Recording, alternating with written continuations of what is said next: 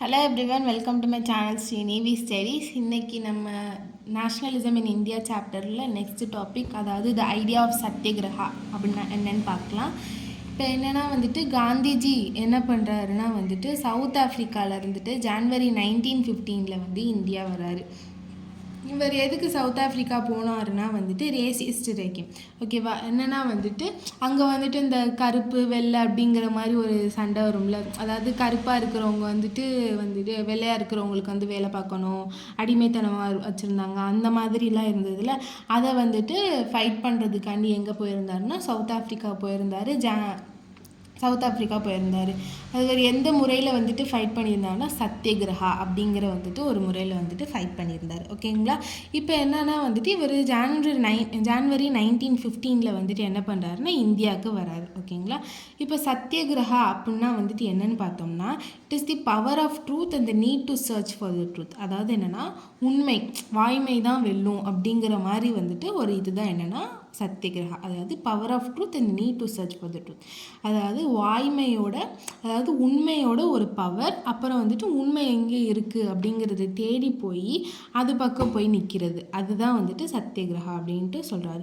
அப்புறம் என்ன சொல்கிறாங்கன்னா இப்போ காசஸ் ட்ரூ அப்படின்னா நம்ம எதுக்கு சண்டை போடுறோம் அப்படிங்கிறதோட அந்த ஒரு ரீசன் கரெக்டாக இருந்ததுன்னா, இப்போ நம்ம எதுக்காண்டி ஃபைட் பண்ணுறோம் அப்படிங்கிறதுக்கான ரீசன் கரெக்டாக இருந்ததுன்னா, இப்போ நம்மளோட ஸ்ட்ரகிள் இன்ஜஸ்டிஸ், அதாவது அநீதியை எதிர்த்து நம்மளோட போராட்டம் இருந்ததுன்னா ஃபிசிக்கல் ஃபோர்ஸ் அப்படிங்கிறது ஒன்றும் தேவை கிடையாது அப்படின்னு சொல்கிறார். அதாவது அடிதடி சண்டை இது தேவை கிடையாது அப்படின்ட்டு சொல்கிறார்.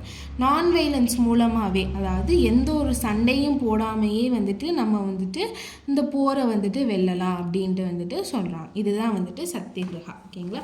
இப்போ சத்தியகிரகாவோட மெயின் இன்டென்ஷன் என்னென்னா அப்ரெசர்னால் நம்மளை யார் அடிமையாக வச்சுருக்குறாங்களோ அவங்க தான் அப்ரெஸ்ட்னால் நம்ம அடிமையாக இருக்கிறவங்க அப்ரெஸ்டு, ஓகேங்களா? அப்ரெசர்னால் நம்மளை யார் அடிமைப்படுத்தி வச்சுருக்காங்களோ, ஓகேங்களா? இப்போ அப்ரெசரோட மனசுப்படி பார்த்தோம்னா என்னென்னா நம்ம அப்ரெசரை என்ன பண்ண வைக்கணும்னா உண்மை என்ன அப்படிங்கிறத புரிய வைக்கணும், ஓகேங்களா? உண்மை என்ன, எது தான் நீதி அப்படிங்கிறத புரிய வைக்கணுமே தவிர வைலன்ஸ் மூலமாக நம்ம அவங்கள எங்களை விட்டுட்டு போயிடுங்க அப்படின்ட்டு சொல்லக்கூடாது, சொல்ல முடியாது அப்படிங்கிற மாதிரி சொல்கிறார், ஓகேங்களா?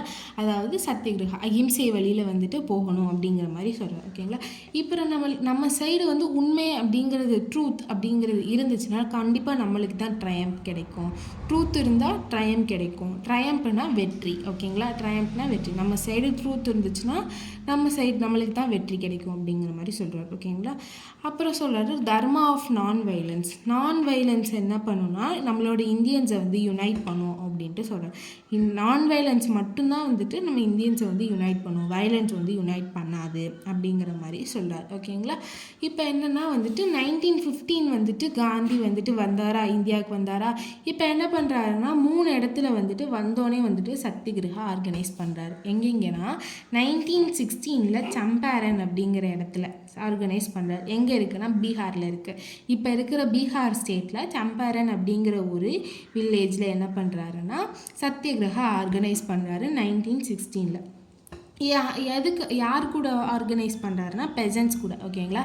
எதுக்குன்னா பிளான்டேஷன் சிஸ்டம் அகேன்ஸ்ட் பண்ணி, அதாவது இந்த இண்டிகோ, நீங்கள் எல்லாருமே இந்த இண்டிகோ தான் பிளான் பண்ணணும், நீங்கள் வேறு எதுவும் பிளான் பண்ணக்கூடாது அப்படின்ட்டு சொன்னாங்கல்ல, அதுக்கு அகெயின்ஸ்டாக என்ன பண்ணுறாருன்னா 1916 சம்பேரனில் பெசன்ஸ்க்கு ஆதரவாக சத்தியகிரகா ஆர்கனைஸ் பண்ணுறாரு காந்தி, ஓகேங்களா? இப்போ 1917 என்ன ஆகுதுன்னா கேதா டிஸ்ட்ரிக், அதாவது கேதாவில் என்ன பண்ணுறாருன்னா சத்தியகிரகா ஆர்கனைஸ் பண்ணுறாரு. இது எங்கே இருக்குன்னா குஜராத்தில் இருக்குது, ஓகேங்களா? எதுக்குன்னா அங்கே இருக்கிற ஃபார்மர்ஸ் ப்ரெசன்ஸ்லாம் என்னன்னா பிளேக் எபிடமிக், அதாவது அந்த க்ராப் ஃபெயிலியர் ஆயிடுச்சு. எதனாலனா அந்த க்ராப்ஸ் இருக்குது பார்த்தீங்களா, க்ராப்ஸ்க்கு புதுசாக டிசீஸ் வர ஆரம்பிச்சிருச்சு. க்ராப்ஸுக்கு புதுசாக டிசீஸ் வர ஆரம்பித்ததுனால என்ன ஆகுதுன்னா க்ராப் எல்லாம் ஃபெயிலியர் ஆயிடுச்சு. ஓகேங்களா, க்ராப் எல்லாம் ஃபெயிலியர் ஆயிடுச்சு. அதனால என்னென்னா வந்துட்டு இந்த பெசன்ட்ஸ்னால என்னென்னா வந்துட்டு இந்த ரெவன்யூலாம் பே பண்ண முடியல, அதாவது இந்த டேக்ஸ்லாம் பே பண்ண முடியல பிரிட்டிஷ் அஃபீஷியல்ஸ்க்கு. ஸோ இவங்க என்ன டிமாண்ட் பண்ணுறாங்கன்னா, எங்களுக்கு இந்த ரெவன்யூலாம் பே பண்ண முடியாது, ஸோ நீங்கள் வந்துட்டு இந்த ரெவன்யூ பே பண்ணுறது வந்து ரிலாக்ஸ் பண்ணணும். அதாவது எங்களால் ரெவன்யூ பே பண்ண முடியாததுனால இந்த ரெவன்யூ அப்படிங்கிற சிஸ்டத்தை வந்துட்டு நீங்கள் வந்து அபாலிஷ் பண்ணணும். இந்த டேக்ஸ் இவ்வளோ எங்களுக்கு இவ்வளோ விளைஞ்சிச்சுன்னா இவ்வளோ பெர்சன்டேஜ் டேக்ஸ் கொடுக்கணும் அப்படிங்கிற ஒரு சிஸ்டத்தை வந்துட்டு நீங்கள் வந்து அபாலிஷ் பண்ணணும் அப்படிங்கிறதுக்காண்டி கேதார் டிஸ்ட்ரிக்டில் உள்ள பேஷண்ட்ஸ் வந்துட்டு சத்தியகிரகாவில் இன்வால்வ் வராங்க. ஓகேங்களா. அடுத்தது 1918 அகமதாபாத்தில் யாருன்னா வந்துட்டு அகமதாபாத் குஜராத்தில் வந்துட்டு என்ன பண்ணுறாங்கன்னா ஆர்கனைஸ் பண்ணுறாங்க.